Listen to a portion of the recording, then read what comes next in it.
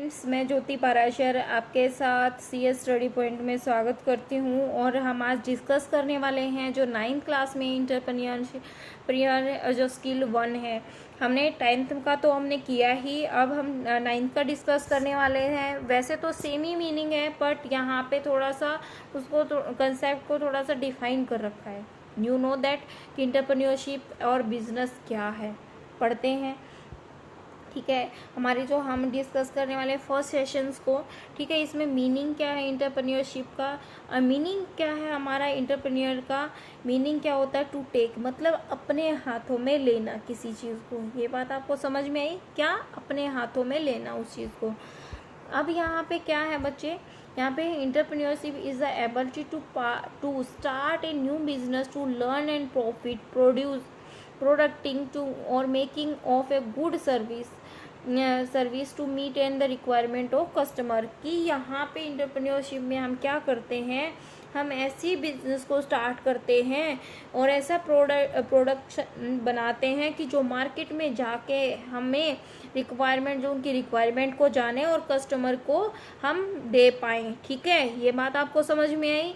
Entrepreneurship refers to all those activities are the carried out the person is stabilized to run in business according to the changes in social political। ऐसा product बनाना किसी businessman को, मतलब entrepreneurship वाले को, कि जो social के लिए, पॉलिटिकली, इकोनॉमिकली, इन्वायरमेंट में अच्छा हो। समझ में आई ये बात आपको? अगर बच्चों आपको कुछ समझ ना आए तो प्लीज़ मुझे कमेंट बॉक्स में लिख दीजिएगा, जिससे मैं आपको और अच्छे से करा पाऊँ, आपका और अच्छे से ये हो कि मैं डिफाइन कर पाऊँ। अगर आपको कुछ कंटेंट नहीं समझ आता है तो मैं आपसे रिक्वेस्ट कर रही हूँ, प्लीज़ मुझे कमेंट बॉक्स में लिखिएगा। अगर आपको कंटेंट अच्छा लगता है तो अपने फ्रेंड्स में सबको सेंड कीजिएगा, जिसे ये सब्सक्राइब और लाइक आप इसे ज़रूर करें। अब क्या करते हैं हम किसे, कि ये जो इंटरप्रेन्योरशिप के फंक्शन क्या है, आइडेंटिफाई यूजिंग द अपॉर्चुनिटी, जो मार्केट में आइडेंटिफाई करना कि मार्केट में किस चीज़ की अपॉर्चुनिटी, मतलब वैल्यू क्या है। कन्वर्टिंग द आइडिया एक्शन, अपने दिमाग में जो आइडिया है उसको कैसे कन्वर्ट करोगे।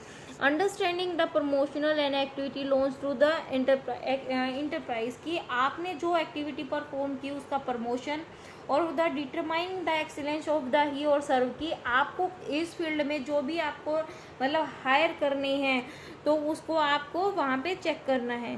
Bring the risk of the uncertainty involve, कि आपके पास, आपके माइंड में ये होना चाहिए कि अगर आप बिजनेस चला रहे तो कभी लॉस और प्रॉफिट हो सकता है। अभी आप देख रहे होंगे लॉकडाउन के टाइम पे बहुत बंदों ने सुसाइड किया due to the reason of the business risk के लिए, क्योंकि वहाँ पे उनके काफ़ी मार्केट में लॉस हो रहा था। कोऑर्डिनेटिंग होनी चाहिए एम्प्लॉयज़ के साथ। ये बात आपको समझ में आई? ये इतना पता चला आपको? यहाँ पे फिगर बताता है आपके पास, ये फिगर कहता है ऑर्गेनाइजर और इंटरप्रेन्योर पर्सन और टास्क और इन द यहाँ पे इन्वायरमेंट। ये हमारी क्या है, ये सारी चीज़ें मिलकर एक इंटरप्रेन्योरशिप में होनी चाहिए।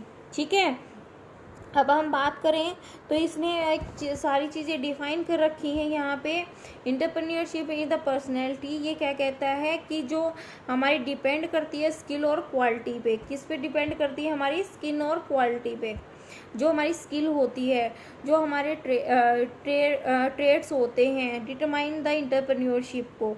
इंटरप्रेन्योरशिप पर्सनल जो टास्क होंगे वो क्या होंगे, कि जो हमने मेजर टास्क इंटरप्रेन्योर में देखने हैं, टू द रिकॉग्नाइज करना है, उस अपॉर्चुनिटी को एक्सप्लोर करना, मतलब उसको बढ़ाना, कितना आप बढ़ा सकते हो।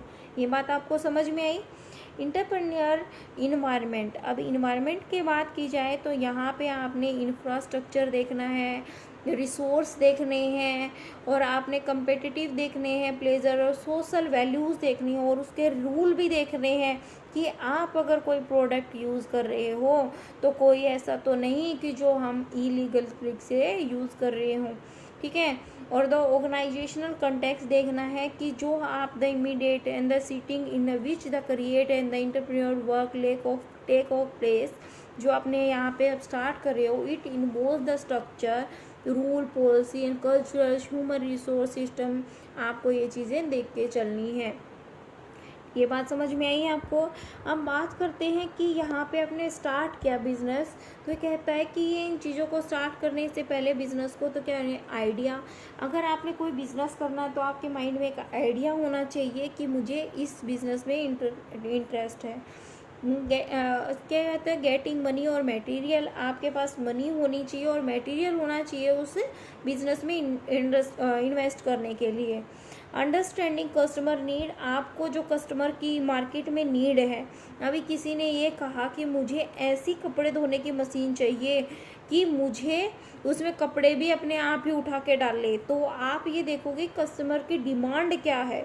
ठीक है, तो यहाँ पे हम क्या करेंगे, जब बिजनेस स्टार्ट करेंगे तो हम मार्केट में जाके पूछेंगे कि आपकी क्या डिमांड है। इम्प्रूव द प्रोडक्ट, अगर आप किसी बिजनेस में पहले ही आपने कोई बिजनेस तैयार कर रखा है तो आप उसको क्या करोगे, इम्प्रूव करने की कोशिश करोगे उसकी क्वालिटी को कस्टमर के अकॉर्डिंग, जिससे कस्टमर और पसंद कर पाए। ठीक है, अब क्या है, हम बात करते हैं किसकी करेक्टरिस्टिक की एंटरप्रेन्योरशिप में, कि वो इकोनॉमी होना चाहिए, इनोवेशन होना चाहिए, प्रॉफिटेबल पोटेंशियल होना चाहिए, रिस्क ब्रिंगिंग होना चाहिए। ठीक है, अब तो इकोनॉमी क्या है, आपको जो एक्टिविटी किया है वो कहता है क्रिएशन और the operation enterprise which view the creating value of wealth and ensure the optimum and utilization of resource। Innovation क्या है, आप जब कर रहे हो तो वो क्या करता है, इवेलुएट करना चाहिए एग्जिस्टिंग मोड ऑफ बिजनेस। आप कहते हैं ना कि टाइम के अकॉर्डिंग बदल जाना चाहिए, तो इनोवेशन वही है, मतलब कुछ नया करना, कुछ नया मार्केट में लेके आना न्यू क्वालिटी के साथ। ठीक है, प्रोडक्ट, न्यू प्रोडक्ट। ठीक है, प्रॉफिट में पोटेंशियल, जब आप कोई बिजनेस स्टार्ट कर रहे हो तो बच्चे हमेशा ही यही सोचा जाता है कि हमारा रिस्क कम हो और हमें प्रॉफिट ज़्यादा हो, हमारा जो बिजनेस वेंचर है वो हमारे ज़्यादा आए। ठीक है, अब रिस्क ब्रिंगिंग क्या है, आप जो रिस्क है कि अगर आपको विलिंगनेस ऐसी होनी चाहिए, आप पे इतना कॉन्फिडेंस होना चाहिए कि अगर आपको कोई रिस्क होता भी है तो उसको आप मतलब कैसे न कैसे क्रिएशन करके या इम्प्लीमेंटेशन करके उसके न्यू आइडिया में कन्वर्ट करके उसको दोबारा से आपने रिस्क को कम कर पाओ। डिसीजन मेकिंग, बच्चे अभी मैंने आपको कहा था कि सेल्फ कॉन्फिडेंस बच्चे डिसीजन मेकिंग का ही पार्ट है। ठीक है, आपने सेल्फ कॉन्फिडेंस होगा तो आप राइट टाइम पे राइट डिसीजन लोगे, जिससे आपके बिजनेस को एक अच्छा प्रॉफिट हो सके। मैनेजर स्किल, बच्चे अगर आप में अगर मैनेजर स्किल अच्छी रखी है, आपने बिजनेस को हैंडल करने वाले अच्छे रखे हैं, जो हैंडल करे the group of the efficiently, की पीपल अच्छा काम करें, तो वहाँ पे हमें ये ध्यान रखना है। ऑर्गेनाइजेशन बिल्डिंग, अगर आपके पास एफिशिएंटली आपने काम करना है, ठीक है, क्या करना है एफिशिएंटली, तो interpretation development and the means of one can be the build and efficiently and the creating responsibility of other। आपको हर एक के साथ एक अच्छा व्यवहार करके चलना पड़ेगा। अब यहाँ क्या कहता है कि बेसिस ऑफ डेवलपमेंट। ठीक है, अब क्या करते हैं, दो पार्टीज हैं, क्या है, टू पार्टीज हैं, एम्प्लॉयर्स और and the others is employ. क्या है, एम्प्लॉयर्स हो गए और एम्प्लॉय हो गए। तो basis employment does not involve too much risk, उनके पास टू मच रिस्क इन्वॉल्व नहीं होता। Entrepreneurship involves take a certain amount of the calculating and risk and however the quantity of the service is case of the wages employment depend on the terms and condition and the idea lands and down in the contract between two parties and also the sometime the बच्चों, यहाँ पे wages और employees की क्या बच्चा है, जहाँ पे दो कंपनियाँ अपने आपस में कॉन्ट्रैक्ट कर लेती है, मतलब एक रिलेशनशिप में बात चलती है। एम्प्लॉयर्स हो गए और एम्प्लॉय हो गए। एम्प्लॉय तो क्या है बच्चे, एक छोटे बिल्कुल लो लेवल पे ऐसा काम करने वाले कि जो वहाँ पे लेबर वर्क करते हैं। एम्प्लॉयर्स वो हो गए जो इनको देख करते हैं, तो उनका कंपनीज का टाई अप हो गया। जैसे क्या किया, मैंने एक ये प्लांट लगाया है, ये प्लांट लगाया है, ये कंपनी कहती है कि मैं बाइक के क्या बनाती हूँ, पार्ट बनाती हूँ, तो ये कहा कि मैं बाइक को जोड़ता हूँ, ये कहा कि इतने बाइक के पार्ट के दिए, तो ये कंपनी इस पे डिपेंड है ना। ठीक है, अब ये कहे कि इसने 50 पार्ट बनवाए, ठीक है, और इसने 10 ही लिए, तो यहाँ पे क्या है 40 का हमें क्या है लॉस है। तो यहाँ पे जो एम्प्लॉय हैं इनको तो कोई भी नहीं हुआ, इनको तो अपनी सैलरी कंप्लीट चाहिए। तो जो लॉस हुआ किसको हुआ, एम्प्लॉयर को हुआ। ये बात आपको समझ में आई, इतने तो आपको समझ में आई बच्चे। अब क्या है इंटरप्रेन्योर। इंटरप्रेन्योर क्या है, ये is an individually whose create a new idea. हर एक अकेला बंदा एक नया बिजनेस स्टार्ट करता है, ब्रीथिंग मोस्ट और रिस्क को भी लेके चलता है, enjoy most of the reward. और वो क्या करता है कि वो एंजॉय करता है जो भी उससे अच्छी चीज़ें मिलती हैं। और वो क्या करता है, इनोवेटर होता है, रिसोर्स ऑफ न्यू आइडिया, गोल को और सर्विस को, बिजनेस को प्रोड्यूस करने के लिए। ये बात समझ में आई। He is the person responsible for getting a business और एन इंटरप्राइजेस। ये भी बात आपको समझ में आई बच्चों। इसमें नेक्स्ट बात की गई है, ये क्या कहता है, यहाँ पे जो इंटरप्रेन्योर है वो इंडिविजुअल करके एक नया बिजनेस स्टार्ट करता है, ठीक है।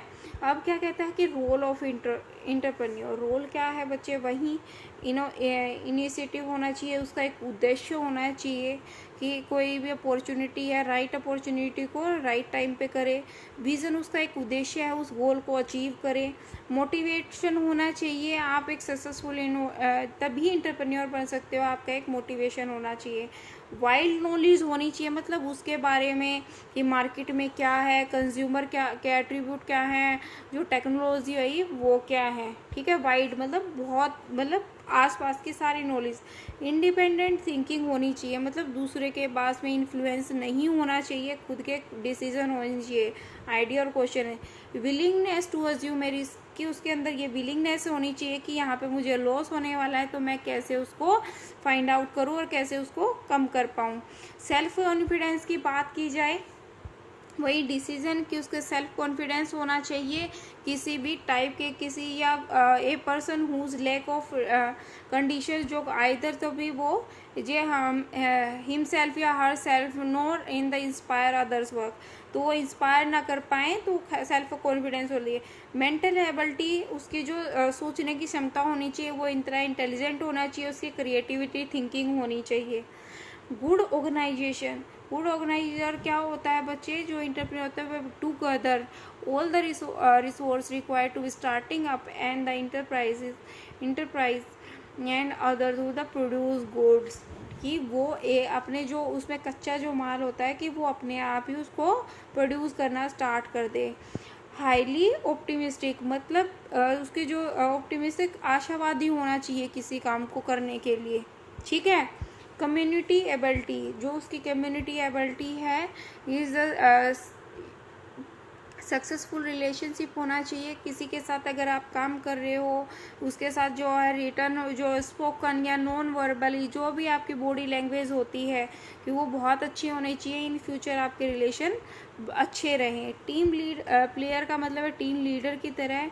जब आप किसी कंपनी में वर्कर के साथ, बिजनेस के साथ, इंटरप्रेन्योर की शुड भी टीम प्लेयर की तरह कोऑर्डिनेट करके आप एक मेंबर एफिशिएंटली वर्क करना चाहिए। टेक्निकल नॉलेज होनी चाहिए, ठीक है। अगर आप मैन्युफैक्चरिंग की सर्विस का करते हो, अगर कोई लेबर चला जाता है तो आपको उसके बारे में इतनी नॉलेज होनी चाहिए कि आप उसे कर पाओ। डिज़ायर द हाई अचीवमेंट, हमेशा उद्देश्य अपने मन में ये उद्देश्य होना चाहिए कि मैं इसके बहुत ज़्यादा अच्छे से अच्छा कर पाऊँ बिजनेस को, ठीक है। नेक्स्ट बात करते हैं, इसने कहा कि इंटरप्रेन्योर इंटरप्रेन्योरशिप में डिफरेंस क्या है, ठीक है बच्चों।